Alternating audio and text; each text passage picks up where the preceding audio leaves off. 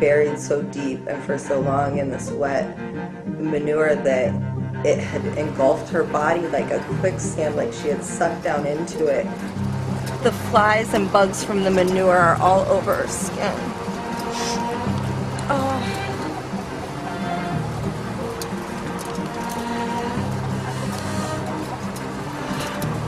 Her breath was really shallow, and it's like her last moments of life, you know, she's dying. And I wanted to get her out of there really fast. I wanted her to see that there was something better, or a kinder world. It feels like no life should have to exist, feeling nothing but pain and suffering.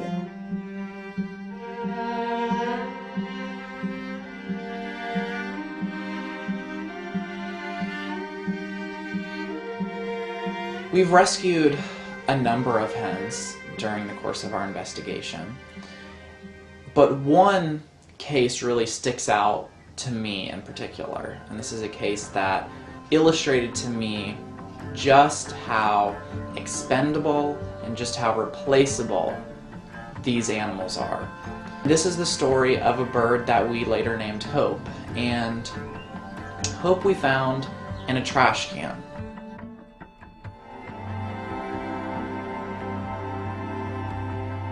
She was waiting to die, and had we not been there, if we had not come to her aid, she would have slowly slipped away on top of others of her kind that had already died, that had already passed away.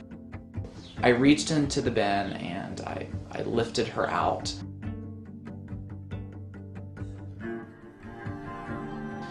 And we took her to a veterinarian to be treated.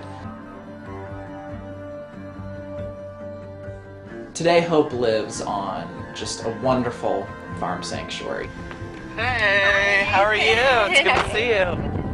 It's a beautiful day. It is. I got a phone call that a chicken was rescued from a garbage container in one of these horrible factory farms, and she needed a place to go after they saved her and took her to the vet. And I'm like, yeah, bring her over, you know, bring her right away.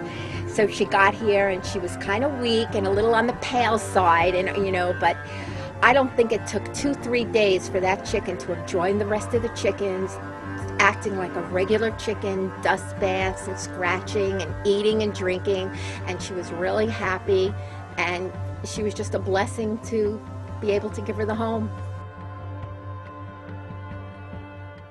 I just was born loving animals. I mean, it was just natural for me. I just never knew another way.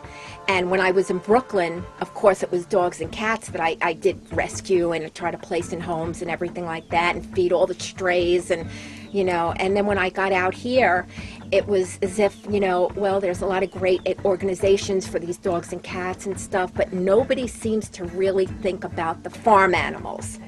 So I thought that, you know, that's the way I was going to go. If somebody would just spend an hour with any chickens that are allowed to behave like chickens, they would see that they show joy, they show fear, they show worry. They're really not all that different from your pet dogs and your pet cats.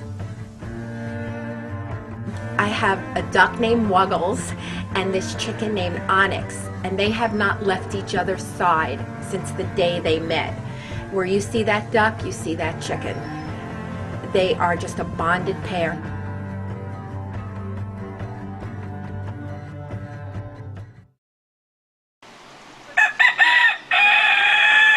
Chickens have a surprisingly sophisticated communication system. They actually have 25, 30 calls that scientists have discovered. Of course, I would suspect the chickens know more than that number because chickens are tuned into chickens like no other animal is. There was a recent study that showed that they respond differently to large versus small aerial predators. They have calls for terrestrial predators.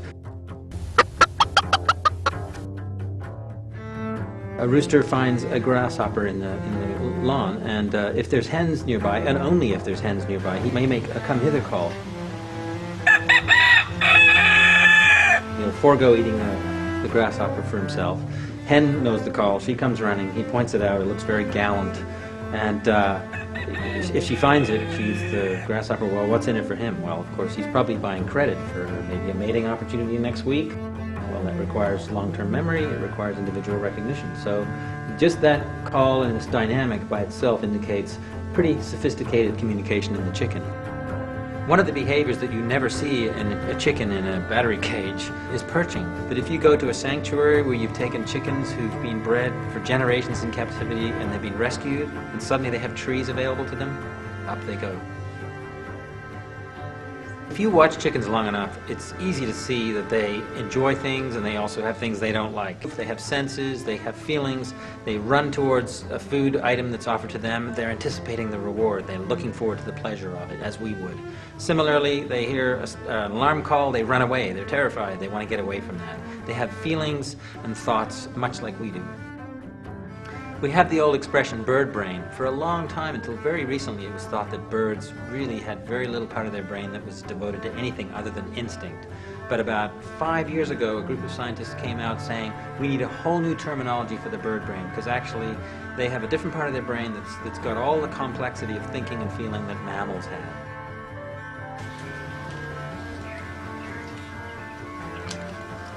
The ancestor of the modern-day chicken is actually the red jungle fowl. This is a bird, looks much like a chicken, a different plumage color, lives in big, huge jungles in Southeast Asia with complex trees. They fly up to perch. They are wary of predators, and they're scratching around in the ground for food of various sorts.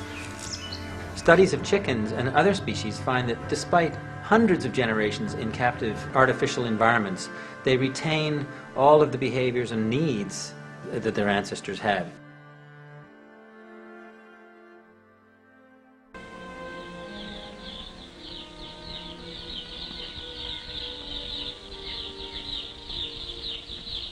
Did you know that poultry is the nation's third largest agricultural crop? Yes, chickens are raised in every county of the United States, mostly for egg production. Breeders have achieved great results in boosting the egg output of the average hen. If you look at the red jungle fowl, the wild ancestor of today's domesticated chicken, they laid about 25 eggs per year. Humans began breeding these animals for maximum egg production. By the 1940s, the egg industry had created a bird that could lay 100 eggs per year. Of course, the industry wasn't satisfied with that. Today's birds now lay an average of 260 eggs per year, about 10 times the number of eggs originally laid by their ancestors. The amount of calcium required to produce that many eggs is tremendous. So if the birds are just cranking out egg after egg after egg, they're constantly depleting their calcium supplies. And as a result, they're suffering from osteoporosis, broken bones, etc. The A&P food stores, the nation's largest poultry retailers, offered to sponsor a contest for the development of superior meat-type chickens. A broad-breasted bird with bigger drumsticks, plumper thighs, and layers of white meat, the chicken of tomorrow. In chicken production, there's two populations. There's the egg-laying population and there's the meat population. And the meat producers are selected, they're bred for very rapid growth that's so fast and so bulky that their skeletons have great difficulty in supporting their weight.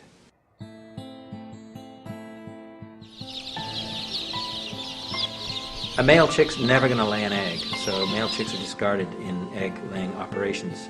They grow too slow to be raised profitably for meat, so these birds are thrown away.